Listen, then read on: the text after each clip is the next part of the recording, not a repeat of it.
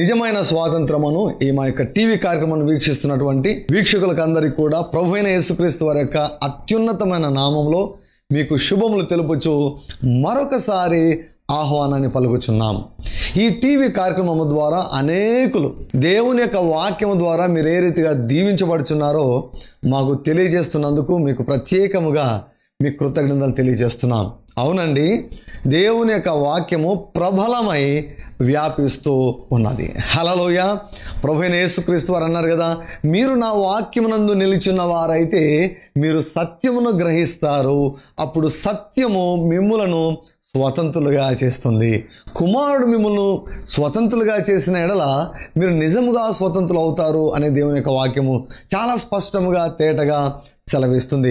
ఈనాడు ప్రజలను విడిపించుటకు, ప్రజలను దీవించుటకు, ప్రజలను వృద్ధిలోనికి తెచ్చుటకు దేవుడు నియమించిన, దేవుడు ఉపయోగించే సాధనం ఏమిటంటే దేవుని యొక్క వాక్యం.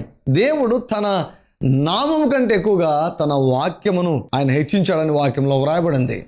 దేవుని యొక్క వాక్యము ఆకాశముల యందు స్థిరముగా ఉన్నదని వ్రాయబడింది. O lord, for ever your word is settled in heaven. దేవుని యొక్క వాక్యము ఆకాశముల యందు స్థిరముగా ఉన్నదంట. సో ఈ యొక్క వాక్యాన్ని మరొకసారి మరి మీతో పంచుకోవటకు ఈ యొక్క అవకాశాన్ని ఇచ్చినటువంటి దేవాది దేవునికి నేను ఎంతగానో కృతజ్ఞతలు తెలియజేస్తున్నాను. క్రీస్తునందు ప్రియులారా, అనేక వారముల నుంచి పరిచయ వాక్కులను నేను మీతో పంచుకుంటూ ఉన్నాను. పరిచయ వాక్కులో ముఖ్య భాగముగా దేవుని యొక్క సంకల్పం అంతయు. పౌలు గారు అన్నారు కదా అపోస్తలుల కార్యంలో, దేవుని యొక్క సంకల్పం అంతయు నేను ఏమీ కూడా దాచుకొనకుండా నేను మీకు బోధిస్తున్నాను అన్నాడు. ప్రియులరా, అదే రీతిగా దేవుడు నాకు ఇచ్చినటువంటి వెలిగింపును బట్టి, నేను తెలుసుకున్నటువంటి సత్యాన్ని బట్టి దేవుని సంకల్పాన్ని మీకు తెలియజేయాలని నేను ఇష్టపడుచు అనేక వారముల నుంచి మరి అనేక రీతులుగా దేవుని యొక్క సంకల్పాన్ని, మీ జీవితంలో దేవుని యొక్క ఉద్దేశములను నేను తెలియజేస్తూ నేను వస్తూ ఉన్నాను. ఈ దేవుని యొక్క సంకల్పంలో ఇంకా కాస్త ముందుకు వెళ్దాం. క్రీస్తునందు ప్రియులారా, దేవుని యొక్క చిత్తమును గురించి ఒక వ్యక్తి తన మనసును స్థిరపరచుకొనకుండా ఉన్నట్లయితే ఆ యొక్క వ్యక్తి స్వాతంత్రాన్ని అనుభవించలేడు, ప్రార్థనలకు జవాబులను పొందుకొనలేడు. యాకోబు రాసిన పత్రికలో వ్రాయబడింది కదా, ద్విమనస్కుడు అంటే ద్వంద్వ మనస్సు కలిగినటువంటి వారు దేవుని నుంచి ఏమి కూడా పొందుకోలేరని వ్రాయబడింది. సో కాబట్టి మొట్టమొదటగా మన యొక్క జీవితంలో దేవుని చిత్తమును గురించి మన యొక్క మనస్సును, మన అభిప్రాయములను మనము స్థిరపరచుకోవాలి. This is the most important thing. So అందుకొరకే ప్రారంభ వాక్యాలుగా, పరిచయ వాక్యములుగా నేను దేవుని యొక్క సంకల్పాన్ని మీకు స్పష్టంగా నేను తెలియజేస్తూ వస్తూ ఉన్నాను. హల్లెలూయా. పరిశుద్ధాత్మ దేవుడు సర్వ సత్యంలోనికి మనలందరినీ కూడా ఆయన నడిపిస్తూ ఉన్నాడు. రండి దేవుని యొక్క వాక్యంలోనికి వెళ్దాం. ఆదికాండము 1వ అధ్యాయము 28వ వచనం. దేవుడు వారిని ఆశీర్వదించెను, ఎట్లనగా మీరు ఫలించి అభివృద్ధి పొంది విస్తరించి భూమిని నిండించి దానిని లోబరుచుకొనుడి, సముద్రపు చేపలను, ఆకాశ పక్షులను, భూమి మీద ప్రాకు ప్రతి జీవిని ఏలుడని దేవుడు వారితో చెప్పెను. మనిషిని దేవుడు సృష్టించడంలో ఆయన ఉద్దేశం ఇదే. ఈరోజు వరకు కూడా ఆయన ఉద్దేశం మారలేదు. ఆయన ఉద్దేశము భవిష్యత్తులో కూడా ఎన్నటికీ కూడా మారదు. దేవుడు చాలా బలవంతుడు. తన వాక్యంలో ఆయన సెలవిచ్చాడు, యెహోవానైన నేను మార్పులేని దేవుడను అన్నాడు. యేసుక్రీస్తు ప్రభు నిన్న నేడు నిరంతరము ఏకరీతిగా ఉన్నాను అన్నాడు. ప్రియులారా, ఈ మాటలు మాటి మాటికి మనం వినవలసిన అవసరము ఎంతైనా ఉంది. సో దేవుని యొక్క చిత్తం మన జీవితంలో ఏమై ఉంది అంటే మనం ఫలించాలని, మనం అభివృద్ధి చెందాలని, మనం విస్తరించాలని, మనం సమస్తమును లోపరుచుకోవాలని, మనం ఏలాలని దేవుని యొక్క చిత్తం అన్నమాట. వాక్యంలో వ్రాయబడింది కదా, ఆకాశముల యందు ఆయన ఎట్టివాడై ఉన్నాడో భూమిపైన మనము అట్టివారమై ఉన్నాము. సో దేవుడు ఎలా తయారు చేశాడంటే, నేను ఎలా ఉన్నానో మీరు భూమిపైన అలానే ఉండండి. ఆకాశములందు నేను ఎలా ఉన్నానో, పరలోకమందు నేను ఎలా ఏలుతున్నానో భూమిపైన మీరు అలా ఏలండి. అది దేవుని యొక్క ఉద్దేశం. 8వ కీర్తనలో వ్రాయబడింది, మనిషిని దేవుడు తనకంటే కొంచెం తక్కువగా చేశాడంట. దేవుడు ఎక్కడ, మనిషి ఎక్కడ అని మనం అనుకుంటుంటాం. అలా కాదండి. దేవుని కంటే మనిషిని కొంచెమే తక్కువ లాగా చేశాడంట. అంటే అంత విలువ మనిషికి దేవుడు ఇచ్చాడు. సో కాబట్టి మనిషి జీవితంలో దేవుని యొక్క చిత్తం ఇది. సో ఈ యొక్క ఆదికాండము 1వ అధ్యాయం 28వ వచనాన్ని నేను వివరిస్తూ ఉన్నాను. దేవుని యొక్క చిత్తం అసలు ఫలించడం అంటే ఏమిటి, అభివృద్ధి చెందడం అంటే ఏమిటి, వర్ధిల్లడం అంటే ఏమిటి, విస్తరించడం అంటే ఏమిటి నేను వివరిస్తూ ఉన్నాను. దేవుడు మనిషిని ఏ రీతిగా తయారు చేశాడు? నరుని ఆత్మగాను, ఆ ఆత్మకు ఒక మనసునిచ్చి ఆ ఆత్మ మనసుతో కూడా ఒక శరీరంలో నివసించినట్లుగా దేవుడు నరుని తయారు చేశాడు. సో కాబట్టి దేవుడు మీరు ఫలించండి అని అంటున్నాడంటే మీరు ఆత్మీయంగా ఫలించండి, మీరు మానసికంగా ఫలించండి, మీరు దేహపరంగా ఫలించండి, మీరు వస్తుపరంగా ఫలించండి, మీరు ఆర్థికంగా ఫలించండి, మీరు కుటుంబపరంగా ఫలించండి, మీరు సామాజికంగా మీరు ఫలించండి. అన్ని విషయాలు మనం ఫలించాలని దేవుడు కోరుకుంటున్నాడు. సో ఆత్మీయంగా ఫలించే దాని గురించి కూడా మనం విస్తారంగా మనము ధ్యానించాం. సో దేవుని యొక్క వాక్యంలో మరొక భాగాన్ని మీకు చూపిస్తాను. యోహాను రాసినటువంటి 3వ పత్రిక 2వ వచనం. ఈ వాక్యాన్ని కూడా మీకు చాలా విస్తారంగా నేను వివరించాను. సో ఇందులో కొన్ని చిన్న పొరపాట్లు ఉన్నాయి, వాటిని కూడా సరి చేసి మీకు వివరించాను. ఏమిటంటే, ప్రియుడా అన్నిటికంటే ముఖ్యముగా నీ మనస్సు వర్ధిల్లుచున్న ప్రకారము నీవు అన్ని విషయములలో వర్ధిల్లుచు సౌఖ్యముగా ఉండవలనని కోరుకొనుచున్నాను. ప్రియుడా అన్నిటికంటే ముఖ్యముగా నీవు అన్ని విషయములలో వర్ధిల్లాలని దేవుడు కోరుకుంటున్నాడు. హల్లెలూయా. అన్నిటికంటే ముఖ్యముగా అన్ని విషయములలో అంటే ఏమిటి?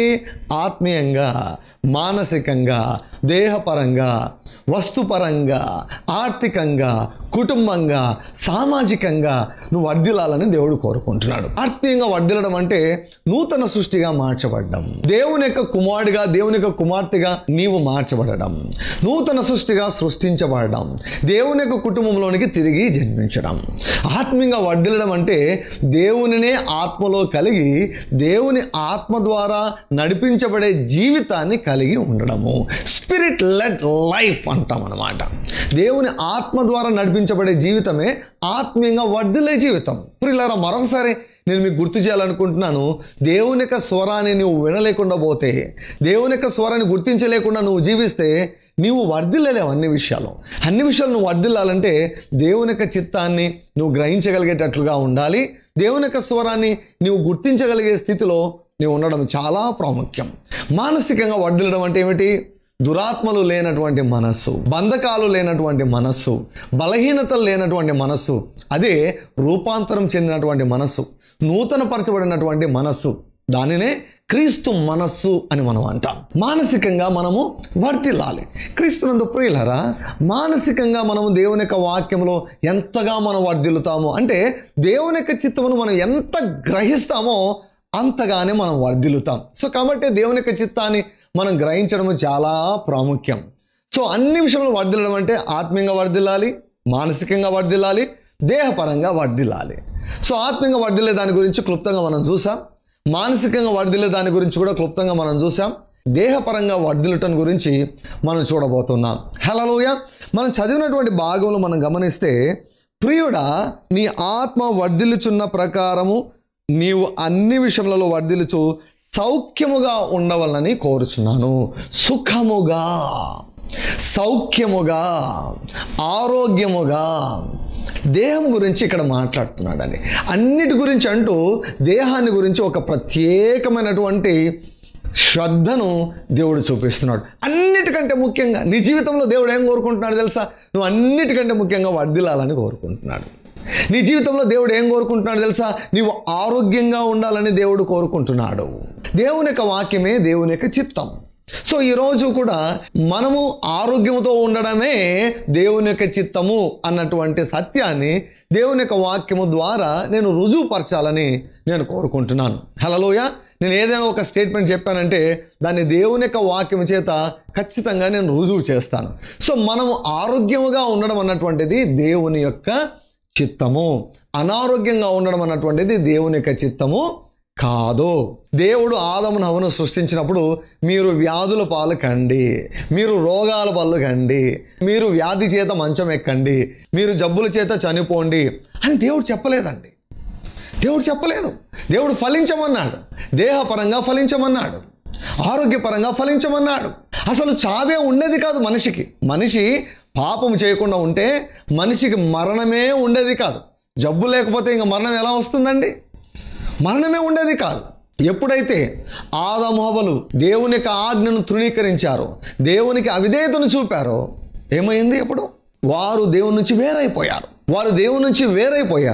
దేవుని నుంచి వేరైపోయిన మూలముగా వారు సాతాను స్వభావాన్ని వారు పొందుకున్నారు. సాతాను దాడికి వారు గురి అయ్యారు. శాపం యొక్క బారిన వారు పడ్డారు, శాపగ్రస్తులు అయ్యారు. మర్చిపోవద్దండి, ఎప్పుడు కూడా దేవుని యొక్క ఒరిజినల్ ప్లాన్ మనిషి పడిపోయిన తర్వాత బయలుపరచబడలేదు. మనిషి పడిపోక ముందే బయలుపరచబడింది. పడిపోయిన తర్వాత వచ్చినదంతా కూడా చాలా భాగము శాపముతో కూడుకున్నటువంటిది.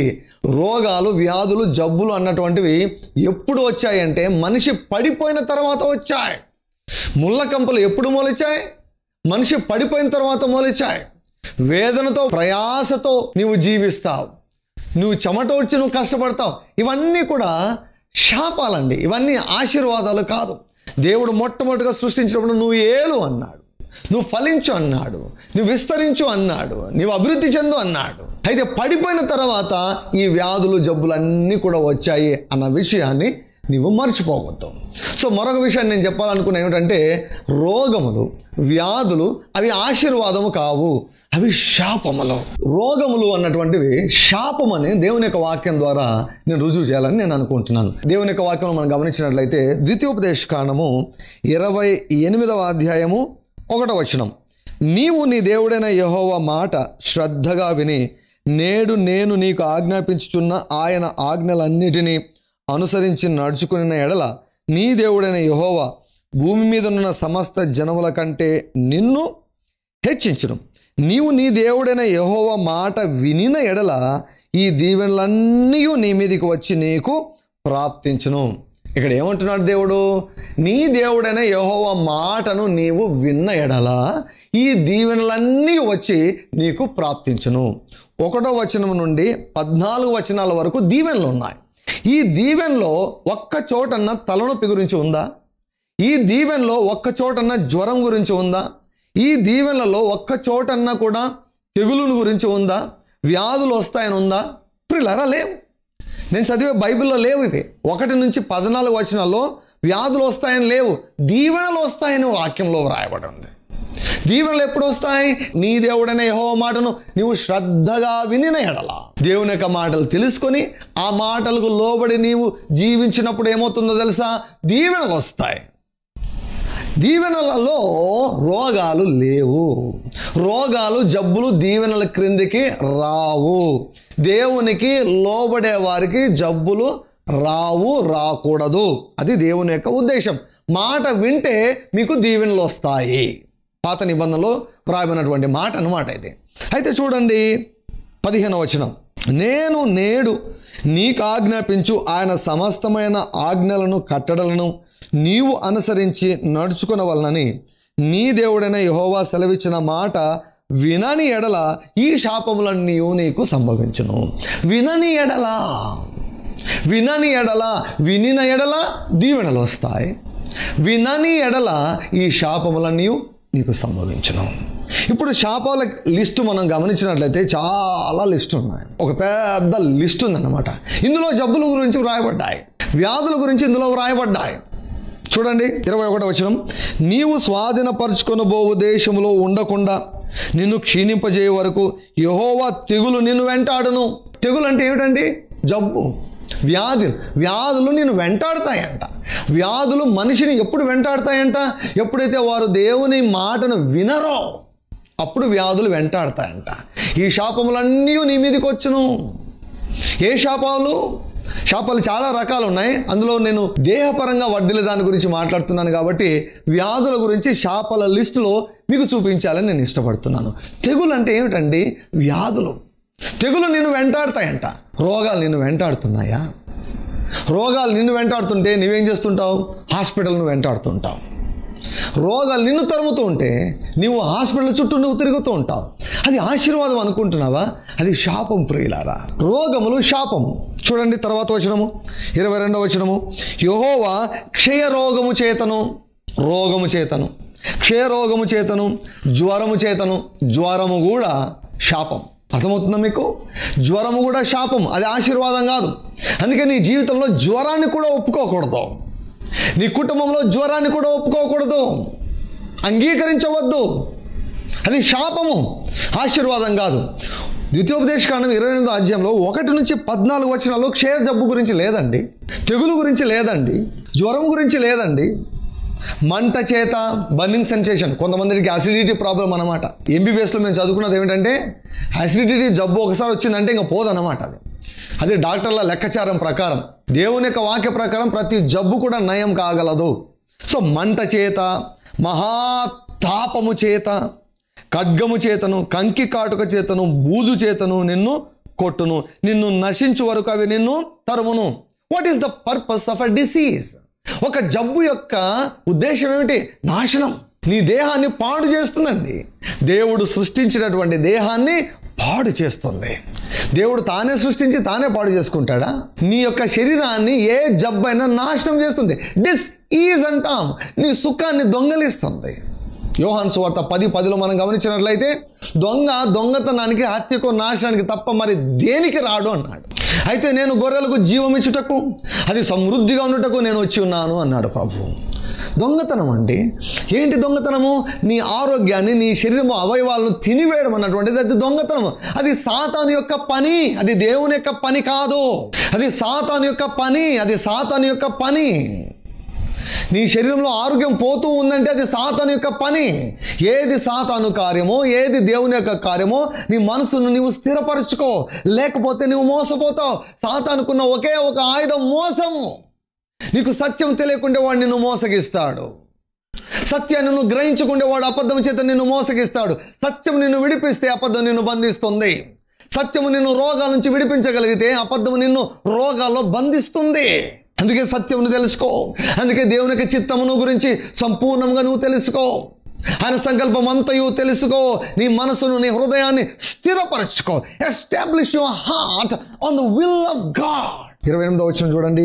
వెర్రితనము చేతను, మైండ్ అన్నమాట. పిచ్చి పడుతుంది కదా. పిచ్చి పట్టిన వారు మీ ఇంట్లో ఎవరైనా ఉన్నారా? అది ఆశీర్వాదం కాదు, అది శాపం. దేవుడు పిచ్చి పట్టినటువంటి వారిని కూడా ఆయన బాగు చేయగలడు. ఈనాడు అనేకులను దేవుడు వెర్రి వారిని, పిచ్చి పట్టినటువంటి వారిని యేసుక్రీస్తు ప్రభు సంపూర్ణముగా బాగు చేసి పూర్ణ స్వస్థతను వారికి దయచేస్తున్నాడు. హల్లెలూయా. ప్రతి కాడిని విరిచే అభిషేకము దేవుని యొక్క వాక్యంలో మనకు అందుబాటులో ఉంది ప్రియులారా. ఇక్కడ చూడండి. వెర్రితనము చేతను, గురుడితనము చేతను, హృదయ విస్మయము చేతను యెహోవా నిన్ను బాధించును. ఇవన్నీ జబ్బులండి, అనారోగ్యాలు. ఇవన్నీ ఎక్కడున్నాయి? ఇవన్నీ శాపాల లిస్టులో ఉన్నాయి, దీవెనల చిట్టాలో లేవు. ఇంకా అయిపోలేదండి, ఇంకా ఉన్నాయి. చూడండి 59వ వచనం. యెహోవా నీకును నీ సంతతికిని ఆశ్చర్యమైన తెగుళ్లను కలుగజేయును. నీకు మాత్రమే కాదు, నీ పిల్లలకు ఆశ్చర్యకరమైన తెగులు అన్నమాట. అర్థం కానటువంటి తెగులు. ఆశ్చర్యకరమైన అంటే మరి అద్భుతాలు అనుకుంటారు మీరు. అర్థం కానటువంటి తెగులు అన్నమాట. చాలా జబ్బులకు మందులు లేవు. అర్థం కాక ఫస్ట్ అల్లోపతి ట్రై చేస్తారు, బాగా అవుతే హోమియోపతికి వెళ్తారు, లేకపోతే ఆయుర్వేదం, రకరకాలుగా ప్రయత్నాలు చేస్తారు. ఎందుకు? ఆశ్చర్యకరమైన తెగుళ్ళు అనమాట అవి. ఈ లోకంలో మనకు మందులే దొరకవు, ఎవరు నయం చేయలేరు. అటువంటి రోగాలు నీకు, నీ సంతతికి కూడా వస్తాయంట. అది ఆశీర్వాదం, అది కాదు, శాపం. చూడండి. అవి దీర్ఘకాలముండు గొప్ప తెగులును చెడ్డ రోగములై ఉండును. దీర్ఘకాలం ఉంటాయంటే వస్తే ఇంకా పోవు. షుగర్ జబ్బు వచ్చిందంటే పోదండి. గుండె జబ్బులు వచ్చినాయంటే పోవు. అవి జీవితకాలం అంతా మందులు వాడాల్సిందే. బీపీ మొదలైందంటే అది పోదు, జీవితకాలం అంతా మందులు వాడాలి. వైద్య శాస్త్రం ప్రకారం నేను చెబుతున్నాను. అయితే దేవుని యొక్క వాక్యం ప్రకారం నేను చెబుతున్నది ఏమిటంటే ఏ జబ్బైనా కూడా నయం కాగలదు. అసిడిటీ ప్రాబ్లం ఉందనుకోండి, జీవితకాలం అంతా మందులు వాడాలి. థైరాయిడ్ ప్రాబ్లం ఉందనుకోండి, జీవితకాలం అంతా మందులు వాడాలి. ఇలా చాలా జబ్బులు. దీర్ఘకాలం ఉండు గొప్ప తెగులును చెడ్డ రోగం అంటే చనిపోయేంత వరకు అవి ఉంటాయి. అవే నిన్ను చంపేస్తాయి అన్నమాట. శాపం అండి అది. అది ఆశీర్వాదం కాదు, శాపం. 60వ వచనం. నీవు భయపడిన ఐగుప్తు క్షయవ్యాధులన్నిటినీ ఆయన నీ మీదికి తెప్పించును, అవి నిన్ను వెంటాడును. రోగాలు నిన్ను వెంటాడుతాయంట. ఎప్పుడు దయచేసి భయపడద్దండి. నాకు ఆ జబ్బు వస్తుందేమో, నాకు ఈ రోగం వస్తుందేమో, నాకు ఆ జబ్బు వస్తుందేమో, అస్సలు భయపడద్దండి. భక్తిహీనుడు దేనికి భయపడనో అది వాని మీదకి వచ్చునని వాక్యంలో వ్రాయబడింది. అయితే దేవుని యొక్క వాక్యంలో వ్రాయబడింది ఏమిటో తెలుసా? నీతిమంతుడు సింహం వలె ధైర్యముగా ఉండును. రోగాలు వస్తాయని అస్సలు భయపడవద్దు. భయము అపవాదికి ద్వారం తెరుస్తుంది. భయము రోగాలకు ద్వారం తెరుస్తుంది. నాకు ఏ జబ్బులు రావని విశ్వాసంతో మంచి ధైర్యంతో ప్రకటించడం మొదలుపెట్టు. రోగాలు ఆగిపోతాయి రాకుండా. వాక్యంలో ప్రభువు అన్నాడు కదా, నీవు భూమి మీద దేనిని బంధిస్తే అది పరలోకంలో బంధించబడును, దేని విప్పితే అది పరలోకంలో విప్పబడును. అంటే నీవు దేనికి అనుమతిస్తే అది నీ యొక్క శరీరంలోనికి అనుమతించబడును. నీవు అనుమతి ఇవ్వకుంటే అది నీ జీవితంలోనికి ప్రవేశించలేదు. దేవుడు నీకు ఎట్టి అధికారం ఇచ్చాడు నువ్వు తెలుసుకో. నువ్వు అనుమతిస్తేనే జబ్బులు నీలోనికి వస్తాయి. నువ్వు అనుమతి ఇవ్వకుంటే జబ్బులు నీలోకి రావు. వ్యాధులను ఎక్కడ పెట్టాలో అక్కడ పెట్టు. నీవు భయపడిన ఐగుప్తు క్షయవ్యాధుల అన్నిటినీ ఆయన నీ మీదికి తెప్పించును, అవి నిన్ను వెంటాడును. 65వ వచనం చూడండి. ఆ జన్మలలో నీకు నెమ్మది కలగదు, నీ అరికాలికి విశ్రాంతి కలగదు. అక్కడ యెహోవా హృదయ కంపమును, గుండె దడ అన్నమాట. హృదయ కంపం అంటే ఏమిటి? గుండె దడ, నేత్ర క్షీణతయు, కళ్ళ జబ్బులు అన్నీ కూడా, మనోవేదనయు, మానసిక జబ్బులు, మనోవేదనయు నీకు కలుగజేను. నువ్వు ఎల్లప్పుడూ ప్రాణ భయము కలిగి ఉందువు, నువ్వు రేయింబవళ్ళు భయపడుదువు. 61వ వచనం చూడండి. మరియు నీవు నశించు వరకు ఈ ధర్మశాస్త్ర గ్రంథంలో వ్రాయబడని ప్రతి రోగము ప్రతి తెగులు. మీరు అండర్లైన్ చేసుకోండి బైబిల్లో, ప్రతి రోగము ప్రతి తెగులు ఈ ధర్మశాస్త్ర గ్రంథంలో వ్రాయబడి. క్షయ గురించి వ్రాయబడింది, జ్వరం గురించి వ్రాయబడింది, దీర్ఘకాలం ఉండు గొప్ప చెడ్డ రోగాల గురించి వ్రాయబడింది. ఈ గ్రంథంలో వ్రాయబడిన జబ్బులు చాలా ఉన్నాయి. హెచ్ఐవి కానివ్వండి, రకరకాల భయంకరమైనటువంటి జబ్బులు, చాలా జబ్బులు ఈ గ్రంథంలో వ్రాయబడలేదు. అందుకే ఇక్కడ ఏమంటున్నాడు? ఈ గ్రంథంలో వ్రాయబడిన ప్రతి రోగము ప్రతి తెగులు. ఒక విషయము మీ మనసులో మీరు స్థిరపరచుకోండి. ఏమిటంటే ప్రతి రోగము కూడా ఒక శాపము, ప్రతి తెగులు కూడా ఒక శాపము, తలనొప్పి కూడా ఒక శాపము, జ్వరము కూడా ఒక శాపము, రక్తహీనత కూడా ఒక శాపము, నడినెత్తి నుండి అరికాల వరకు ఏ జబ్బు ఉన్నా కూడా అది ఒక శాపము. అది ఆశీర్వాదము కాదు, అది దీవెన కానే కాదు. అర్థమవుతుందండి? సో మొట్టమొదటిగా నేను దేన్ని స్థిరపరుస్తున్నానంటే రోగాలు ఆశీర్వాదము కాదు, దీవెన ఎవరికి? మాట వినేవారికి దీవెన అన్నాడు ప్రభు. ఈ యొక్క శాపాలు ఎవరికి? మాట వినని వారికి శాపములు. ఈ రోగములు వేటి క్రింద వ్రాయబడ్డాయి? దీవెనల క్రింద వ్రాయబడ్డాయా? శాపముల క్రింద వ్రాయబడ్డాయా? శాపముల క్రింద వ్రాయబడ్డాయి. ఈనాడు నీ జీవితంలో నువ్వు రోగాన్ని అనుభవిస్తున్నావంటే నీవు శాపాన్ని అనుభవిస్తున్నావని నీవు మర్చిపోవద్దు. నీవు శాపాన్ని అనుభవిస్తున్నావని నేను నీకు జ్ఞాపకం చేస్తున్నాను. అయితే దేవునికి స్తోత్రం. గలతీ 3:13 ప్రకారం ధర్మశాస్త్ర సంబంధమైనటువంటి శాపము నుంచి, రోగముల నుంచి యేసుక్రీస్తు ప్రభు మనల్ని నిశ్చయంగా విడిపించాడండి, విడిపించేశాడు. ఆ మాట నమ్ము, ఆ సిలువ కార్యాన్ని నమ్ము. యేసయ్య నన్ను శాపం నుంచి విడిపించావు, రోగాల నుంచి 2000 సంవత్సరాల క్రితమే నువ్వు నన్ను విడిపించావు, ఈ జబ్బు నా దేహంలో ఉండకూడదు అని నీ విశ్వాసంతో నిన్ను వేధిస్తున్న రోగముల పైన నువ్వు తిరగబడితే, వాక్యముతో నువ్వు వాటిని ఎదిరిస్తే, అప్పుడు ఆ రోగాలు నిన్ను విడిచి 7 మార్గంలో పారిపోతాయి. రోగములను నీ శరీరంలోనికి అనుమతించద్దు, రోగములతో రాజీ పడవద్దు. హల్లెలూయా. ప్రతి రోగాన్ని యేసయ్య ఆయన నయం చేయాలని కోరుకుంటున్నాడు. ఈ కార్యక్రమాన్ని తప్పకుండా వీక్షించండి. రోగముల గురించి సంపూర్ణంగా దేవుని యొక్క చిత్తాన్ని తెలుసుకోనండి. మీరు ఆరోగ్యంగా ఉండడమే దేవుని యొక్క చిత్తము, మీరు అనారోగ్యంగా ఉండడము దేవుని యొక్క చిత్తము కానే కాదు. ఒకవేళ నీవు అనారోగ్యం గుండా నువ్వు ప్రయాణం చేస్తున్నట్లయితే, అనారోగ్యంతో నీవు వేధించబడుతున్నట్లయితే, యేసుక్రీస్తు ప్రభు 2000 సంవత్సరాల క్రితమే నిన్ను విడిపించాడని నువ్వు మర్చిపోవద్దు. ఆ యొక్క సత్యాన్ని నమ్మి ఆయనకు కృతజ్ఞతలు చెల్లించినప్పుడు దైవికపరమైనటువంటి స్వస్థతను నీవు స్వాధీనం చేసుకుంటావు. దేవుడు మీకు మంచి ఆరోగ్యమునిచ్చి ఆయన మీ యొక్క దేహములను దీవించునుగాక. ఆమేన్. God bless you. అభిషేకించబడినటువంటి దేవుని యొక్క వాక్యాన్ని మీరు విని మీరు దీవించబడ్డారని నేను నమ్ముచు దేవుని యొక్క నామమును నేను మహిమపరుస్తున్నాను. క్రీస్తునందు ప్రియులైనటువంటి వారులారా, కొన్ని ప్రాముఖ్యమైన విషయాలు మీతో పంచుకోవాలని నేను ఇష్టపడుతున్నాను. మొట్టమొదటగా ఈ యొక్క నిజమైన స్వాతంత్రమును కార్యక్రమమును అనేకులకు మీరు పరిచయం చేయాలని నేను మనవి చేస్తున్నాను. దేవుడు తన వాక్యం ద్వారా అనేకులను నిజమైన స్వాతంత్రంలోనికి ఆయన నడిపిస్తున్నాడు. తరువాత దేవుని యొక్క వాక్యంలో రాయబడి ఉంది ఏమిటంటే, నీతిమంతుడు విశ్వాస మూలముగా జీవిస్తాడు. సో నీతిమంతుడు ఎవరు? యేసు ప్రభు యొక్క రక్తము చేత కడుగబడినటువంటి వాడు, యేసు ప్రభు రక్తము చేత కొనబడినటువంటి వ్యక్తి. సో ఆ నీతిమంతుడు జీవించవలసిన విధానం ఏమిటో తెలుసా? విశ్వాసం మూలంగా జీవించాలి. అంటే దేవుని యొక్క వాక్యము పైన ఉన్నటువంటి విశ్వాసము ద్వారా జీవించాలి. ముఖ్యంగా మనము నేర్చుకోవలసిన విషయం ఏంటో తెలుసా? విశ్వాసమును మనం నేర్చుకోవాలి. సో విశ్వాసం ఎలా వస్తుంది? వాక్యంలో వ్రాయబడింది, వినుట వలన విశ్వాసము కలుగును అని వ్రాయబడింది. సో కాబట్టి క్రీస్తునందు ప్రియులరా, అనేక ప్రసంగాలు, కొన్ని వందల ప్రసంగాలు నేను విశ్వాసం గురించి చేశాను. ఇవన్నీ కూడా మీకు అందుబాటులో ఉన్నాయి. తర్వాత వాటిని వినాలని నేను మనవి చేస్తున్నాను. చాలామందికి ప్రసంగాలు, విశ్వాసం గురించినటువంటి ప్రసంగాలు వినే అలవాటు లేదు. అభిషేకించబడినటువంటి దేవుని యొక్క వాక్యాన్ని వినడము అది చాలా మంచి అలవాటు. సో కాబట్టి ప్రతిరోజు కనీసం ఒక వర్తమానైనా వినండి. సో మరొక ముఖ్యమైన విషయం ఏంటంటే, దేవుడు నన్ను అభిషేకించి నా చేత కొన్ని ప్రాముఖ్యమైనటువంటి పుస్తకమును ఆయన వ్రాయించారు. వాటిలో మొదటిది, నీ భవిష్యత్తును నిర్మించుకో. వినేదానికి ఆశ్చర్యంగా ఉంటుంది. అవునండి, నీ భవిష్యత్తు దేవుని చేతిలో లేదు, నీ భవిష్యత్తు నీ చేతిలో ఉంది. దేవుడు అన్నాడు, ఇదిగో ఆశీర్వాదమును శాపమును నీ ఎదుట ఉంచి ఉన్నాను, నీకు ఏది కావాలో కోరుకో అంటూ ఉన్నాడు. పుస్తకాన్ని ప్రతి ఒక్కరు కూడా మీరు చదవండి. ప్రతిరోజు చదువుతూ ఉండడం వలన మీ జీవితాల్లో మీరు అద్భుతములను మీరు అనుభవించగలరు అని నేను తెలియజేస్తున్నాను. సో మరొక పుస్తకాన్ని, 1000 స్తుతులు అన్నటువంటి పుస్తకాన్ని, ప్రతి స్తుతిని కూడా దేవుడు చెప్పి ఆయన వ్రాయించాడు. ఈ 1000 స్తుతులు చేయడం ద్వారా లెక్కలేనన్ని సాక్ష్యాలు, ఆత్మీయ అద్భుతాలు, మానసికమైన అద్భుతాలు, శారీరకపరమైన అద్భుతాలు, స్వస్థతాపరమైన అద్భుతాలు, ఆర్థికపరమైన అద్భుతాలు, అసలు దేవుని ముఖాముఖిగా చూసిన వారు చాలామంది ఉన్నారు స్తుతులు చేస్తుండగా. తర్వాత క్రైస్తవ సమాజంలో అత్యంత వివాదాస్పదమైన, నిర్లక్ష్యము చేయబడినటువంటి క్రైస్తవ అనుభవము పరిశుద్ధాత్మ బాప్తిస్మం. దేవుడు నన్ను ప్రేరేపించి ఈ అంశం గురించి బహు స్పష్టంగా ఆయన వ్రాయించాడు. తెలుగులో నాకు తెలిసినంత వరకు పరిశుద్ధాత్మ బాప్తిస్మం గురించి కంప్లీట్ గైడ్ ఇంతవరకు నేనైతే చూడలేదు.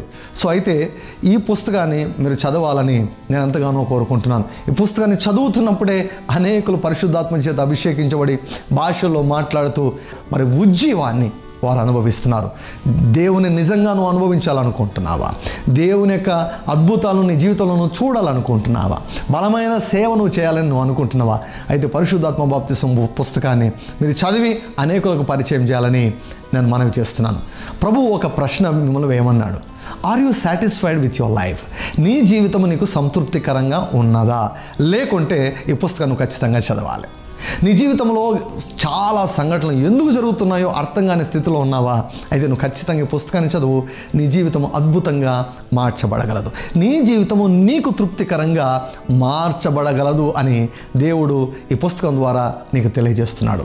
సో మరి ఒక పుస్తకం, ఈ తరములోనే గొప్ప దైవజనుడు, కొన్ని లక్షల మంది విశ్వాసుల జీవితాలను ప్రభావితం చేసినటువంటి దైవజనుడు రెవరెండ్ కెన్నెత్ ఈ హేగెన్ గారు, వారు రాసినటువంటి రిడీమ్డ్ అన్నటువంటి ఇంగ్లీష్ పుస్తకాన్ని నేను తెలుగులోనికి తర్జుమా చేశాను. చిన్న బుక్లెట్, అనేకుల జీవితాలను ప్రభావితం చేసినటువంటి ఆ చిన్న పుస్తకాన్ని మీరు కూడా పొందుకోవాలని మనవి చేస్తున్నాను. సో ఈ పుస్తకాలన్నీ కూడా చదవండి. చాలామందికి పుస్తకాలు చదివే అలవాటు లేదు. ఈ మంచి అలవాటును మీరు అలవర్చుకోవాలని నేను కోరుచున్నాను. సో పుస్తకాలు చదవండి, మీ జీవితాలు పూర్తిగా మార్చబడతాయని నేను తెలియజేస్తున్నాను. ఈ ప్రోగ్రామ్ మీకు దీవెనకరంగా ఉన్నదని నమ్ముచున్నాము. మా address RDJ Ministries, Calvary Faith Church, Krishnapuram 0 road, Tadipatri, Anantapur district, Andhra Pradesh. మా phone number 9440040031. Another number 9440040041. Thank you very much for watching our program.